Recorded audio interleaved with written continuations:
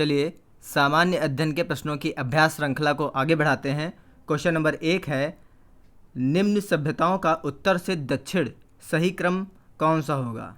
ये सभ्यताएं दे रखी हैं और इनका उत्तर से दक्षिण क्रम, तो आंसर होगा इसमें ऑप्शन डी। उत्तर में होगी एज़टेक, उसके नीचे आएगी माया, फिर आएगी मुइस्का, फिर इंका। व्याख्या में दे रखा है, इन सभ्यताओं का उत्तर से दक्षिण की ओर क्रम है एज़टेक, माया सभ्यता, मुइस्का, इंका सभ्यता। एज़टेक साम्राज्य मध्य मैक्सिको में स्थित है। माया सभ्यता मध्य अमेरिका में एक ऐसे क्षेत्र में स्थित है जो वर्तमान में दक्षिणी मैक्सिको, युकाटन प्रायद्वीप, ग्वाटेमाला, बेलीज़ और उत्तरी अल सल्वाडोर से मिलकर बना है। मुइस्का साम्राज्य सभ्यता दक्षिणी अमेरिका के पूर्वी कोलंबिया में था। इंका साम्राज्य का विस्तार दक्षिणी अमेरिका में पश्चिमी भाग में था। इस भाग के अंतर्गत पेरू, इक्वाडोर, चिली तथा पश्चिमी अर्जेंटीना शामिल था। क्वेश्चन नंबर 2 है, ऋग्वेद है, आंसर होगा ऑप्शन ए। स्रोतों का संकलन है, स्रोतों का संकलन है। व्याख्या है, ब्राह्मण साहित्य में सबसे प्राचीन ग्रंथ ऋग्वेद है, जिसमें मुख्यतः स्रोतों का संकलन किया गया है। ऋग्वेद में कुल 10 मंडल, 1028 सूक्त। ऋग्वेद के मंत्रों को यज्ञों के अनुसार ऋग्वेद के मंत्रों को यज्ञों के अवसर पर देवताओं की स्तुति हेतु होत्र ऋषियों द्वारा उच्चारित किया जाता है। ऐत्रेय तथा कौशितकीय ऋग्वेद के 2 ब्राह्मण हैं, 2 हैं, एक ऐत्रेय है, दूसरा कौशितकीय ब्राह्मण।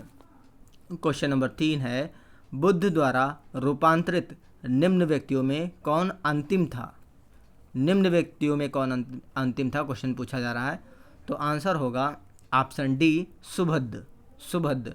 बुद्ध द्वारा बौद्ध धर्म में दीक्षित अंतिम व्यक्ति सुभद्द था, जबकि आनंद उसका सर्वप्रिय शिष्य था, जिसके अनुरोध पर ही महात्मा बुद्ध ने स्त्रियों को बौद्ध धर्म की दीक्षा दी थी या दीक्षित किया था।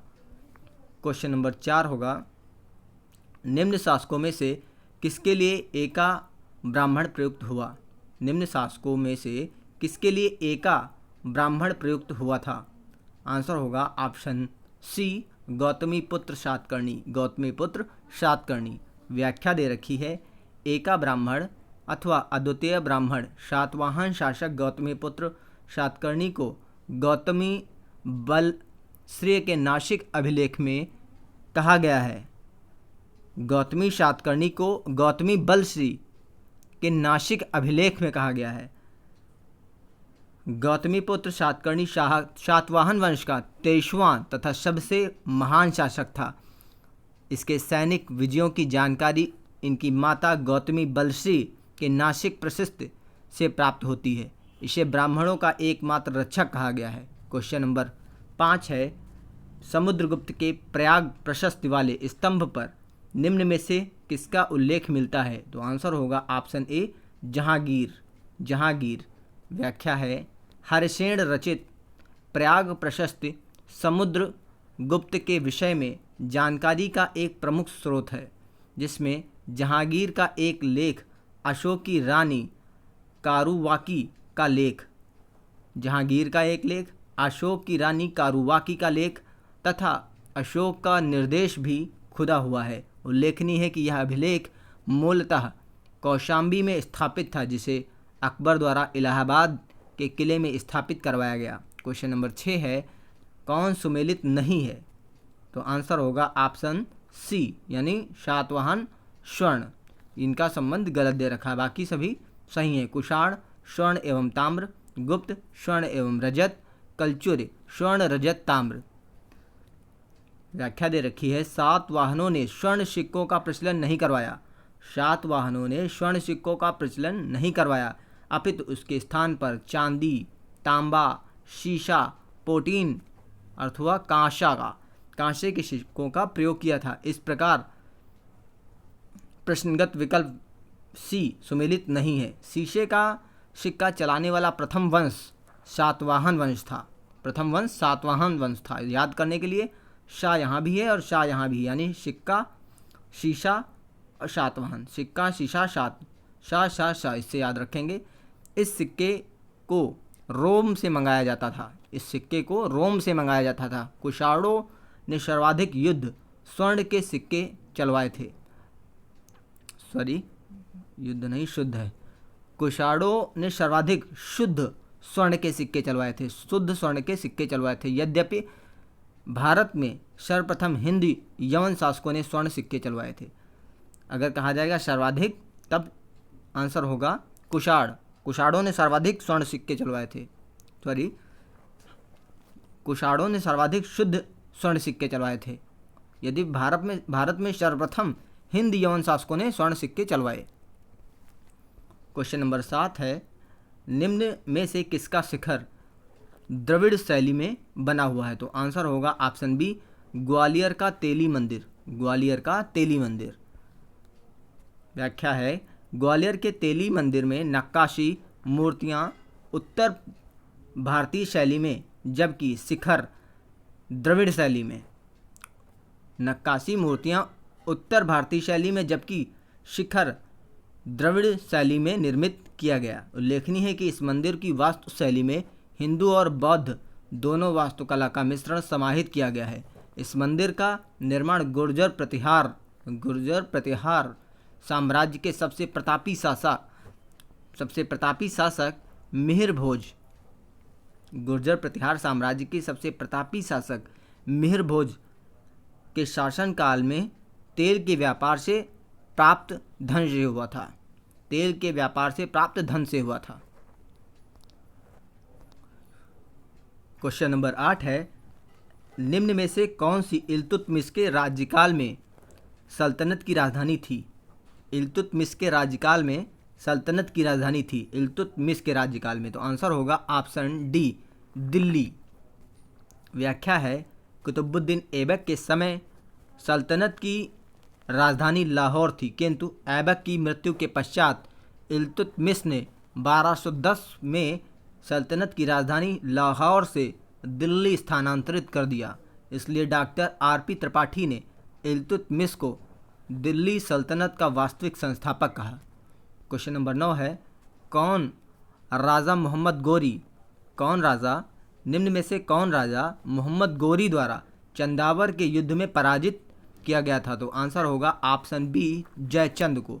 मोहम्मद गोरी द्वारा चंदावर के युद्ध में 1994 में, याद ऐसे रखेंगे, चंदावर यानी 4 और लास्ट में भी 4 यानी 1194, ऐसे। मोहम्मद गोरी द्वारा चंदावर के युद्ध में 1194 में गहड़वाल शासक जयचंद को पराजित किया था। जयचंद गहड़वाल वंश का अंतिम शासक था, जिसके दरबार में संस्कृत के महान विद्वान श्री हर्ष रहते थे, जिन्होंने नैषध चरित नामक ग्रंथ लिखा था। नैषध चरित। अब इसको याद रखने का तरीका, इसमें भी ये वाला सा दे रखा है, इसमें हर्ष नाम आया, हर्ष शाह, ये वाला शाह ऐसे मिला दीजिए। याद रखने का तरीका। क्वेश्चन नंबर 10 है, निम्न में से किस परिवार ने सर्वप्रथम, एक बार रिवाइज करिए, देखिए, जिसके दरबार में संस्कृत के, यानी किसके, जयचंद के दरबार में संस्कृत के महान विद्वान श्री हर्ष रहते थे, जिन्होंने नैषध चरित नामक ग्रंथ लिखा था। ओके। क्वेश्चन नंबर 10 है, निम्न में से किस परिवार ने सर्वप्रथम अकबर के साथ वैवाहिक संबंध स्थापित किया था? तो आंसर होगा ऑप्शन सी, कछवाहा। आमेर के कछवाह शासक भारमल अथवा बिहारीमल पहला राजपूत राजा था, जिसने अकबर की अधीनता स्वेच्छा से स्वीकार की। 1562 में अजमेर में मोइनुद्दीन चिश्ती की दरगाह पर अकबर की यात्रा के समय राजा भारमल ने उससे अपनी पुत्री हरखाबाई से विवाह का प्रस्ताव रखा, जिसे अकबर ने स्वीकार कर लिया। क्वेश्चन नंबर 11 होगा। क्वेश्चन नंबर 11 है, मिलान करना है सूची 1 का सूची 2 से, तो इसमें आंसर होगा ऑप्शन बी, यानी हॉकिंस। इनका टाइम पीरियड था 1608 से 1611। हॉकिंस 1608 से 1611। टॉमस रो, पहले से मिलाना है टॉमस रो, 1615 से 1619, 1615 से 1619।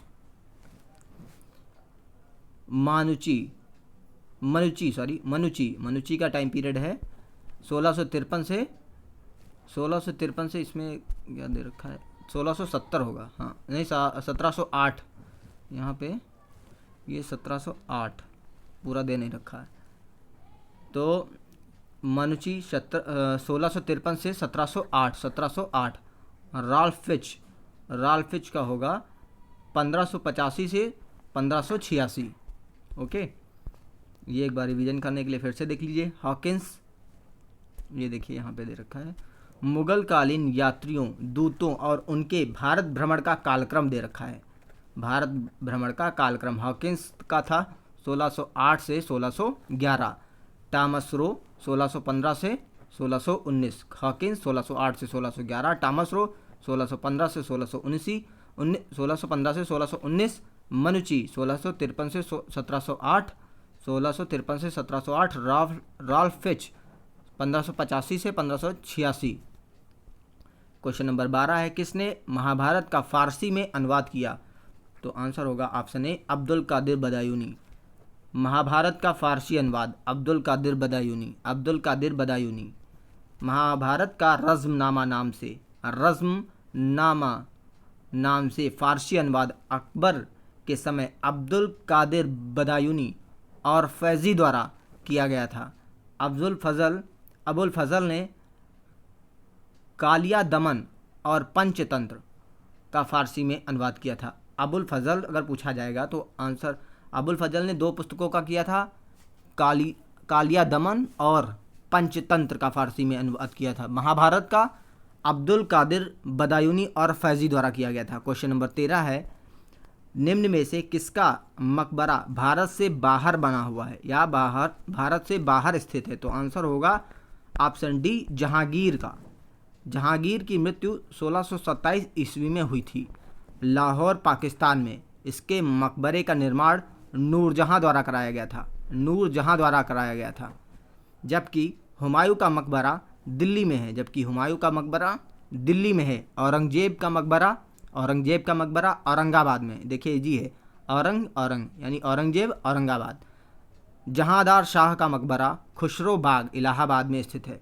जहांदार शाह का मकबरा खुसरो बाग इलाहाबाद में है। इसको याद करने का, जहां यानी हाँ यहाँ भी आया, इलाहा यानी हाँ यहाँ भी आया, तो जहांदार शाह का मकबरा खुसरो बाग इलाहाबाद में। इलाहाबाद याद रखिए, भी याद रहेगा। क्वेश्चन नंबर 14 है, असम में सर्वप्रथम चाय कंपनी की स्थापना कब हुई थी? तो आंसर होगा ऑप्शन सी, 1839 ईस्वी में। व्याख्या दे रखी है, द असम कंपनी भारत की सबसे पुरानी व्यावसायिक चाय कंपनी है। द असम कंपनी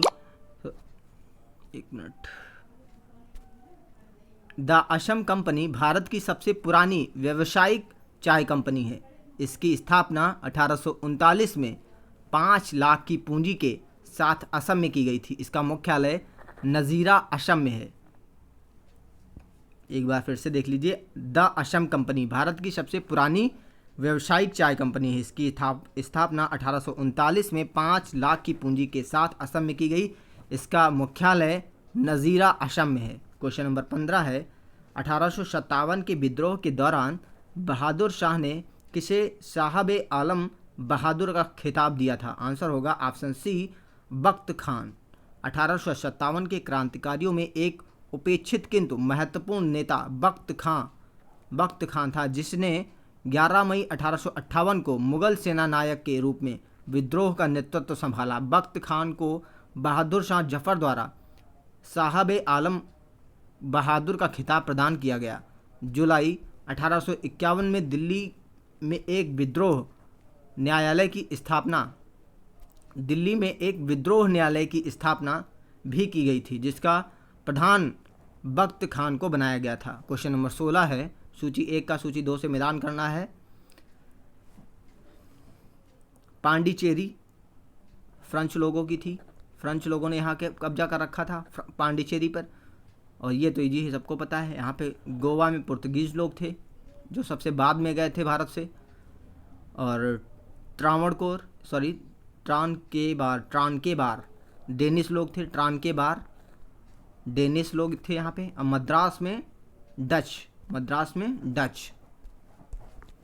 यहाँ पे देखिए एक बार रिवीजन के लिए, पुद्दुचेरी या पांडिचेरी फ्रेंच लोगों की थी, यानी फ्रेंच लोग यहाँ ने कब्जा कर रखा था। फिर गोवा पे पुर्तगालियों ने कर रखा था। ट्रांकेबार डेन ने करा। मद्रास में डच लोगों ने। Okay, thank you.